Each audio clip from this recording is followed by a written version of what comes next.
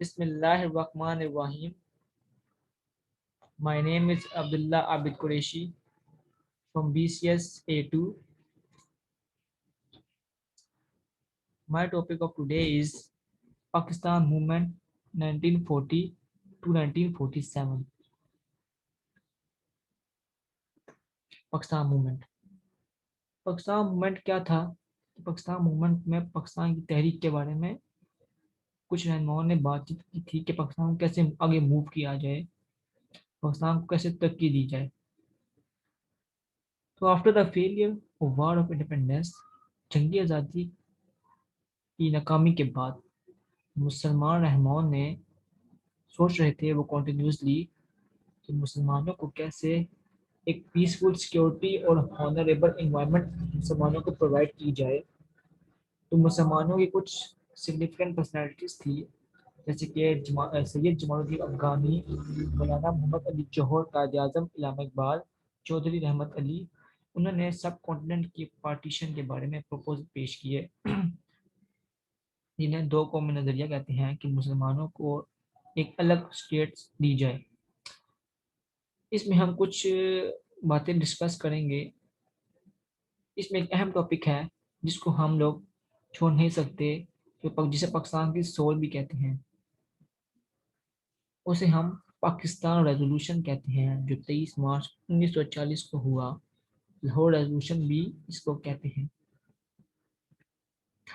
Lahore resolution पहले तो ये था कि ब्रिटिश जो थे वो कोशिश कर रहे थे काफ़ी अरसे से कि सब कॉन्टिनेंट को, बड़े सगीर को एक यूनियन की शक्ल दी जाए। मुसलमान ये नहीं चाहते थे, इसलिए मुसलमानों ने अपनी ये रेजोल्यूशन पेश की जिसको लाहौर रेजोल्यूशन कहते हैं, जिसकी क़यादत मौलाना फजलुर रहमान ने की। इससे पाकिस्तान की सोल भी कहते हैं, पाकिस्तान की रूह है। Pakistan nothing without Pakistan resolution. इस रेजोल्यूशन के बगैर पाकिस्तान कुछ भी नहीं है। It is not a rigid resolution, ये रिजिड रेजोल्यूशन नहीं थी। इसका मतलब ये है कि ये हमें चीज़ चाहिए ही चाहिए, हमें इसके अलावा कोई चीज़ नहीं चाहिए, ये अटल फैसला है हमारा। ये अटल फैसला नहीं था मुसलमानों का, ये खाली डिमांड थी, एक प्रपोजल था मुस्लिम ऑफ इंडिया का, जो उन्होंने ब्रिटिश के सामने रखा। इन्होंने तीन डिमांडें रखी थी, तीन डिमांड्स रखी थी लाहौर रेजोल्यूशन में। जो पहली थी वो थी टेरिटोरियल एडजस्टमेंट। इसमें ये मुसलमानों ने डिमांड की थी कि मुसलमान टेरिटोरियल एडजस्टमेंट चाहते हैं।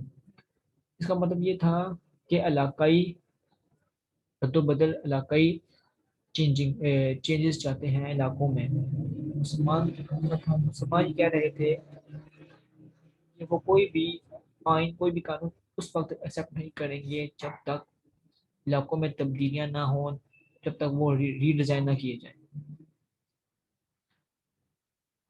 दूसरी डिमांड ये थी कि separate state, separate homeland for the Muslim of India. मुसलमान चाहते थे कि मुसलमानों को एक सेपरेट होमलैंड दिया जाए जहाँ वो अपनी इंडिपेंडेंट लाइफ गुजार सकें, जहाँ वो अपने तरीके से जी सकें, अपने रहन सहन अपने इस्लाम के मुताबिक जी सकें। वो चाहते थे कि हमें वो एरिया जिनमें मुस्लिम न्यूमेरिकली मेजोरिटी में है, वो थे नॉर्थ वेस्टर्न और eastern zone of India. India के नॉर्थ वेस्टर्न और ईस्टर्न जोन थे, उनको क्रॉप कर दिया जाए और उनको इकट्ठा कर दिया जाए। और इन स्टेट्स में जो भी स्टेट्स इनमें इलाकों में इन्वॉल्व होंगी, वो डिसीजन लेने में फ्री होंगी, उन्हें खुली आज़ादी है और वो जिससे चाहे मिलें और जिससे चाहे ना मिलें। तीसरी डिमांड थी राइट ऑफ माइनॉरिटीज़, अक़लीतों के हकूक़ हिंदुस्तान में।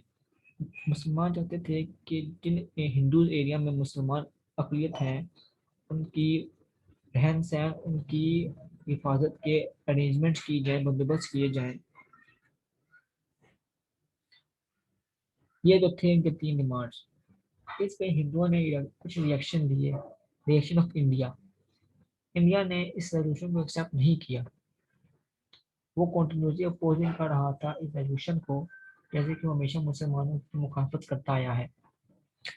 हिंदू प्रेस ने इसको पाकिस्तान रेजोल्यूशन का नाम दे दिया।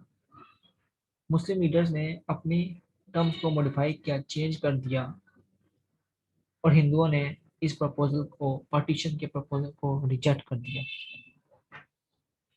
Thank you so much, this is the end of my video, اللہ حافظ۔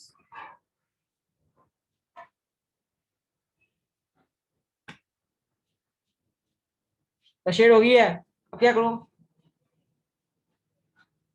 تو ہو گیا؟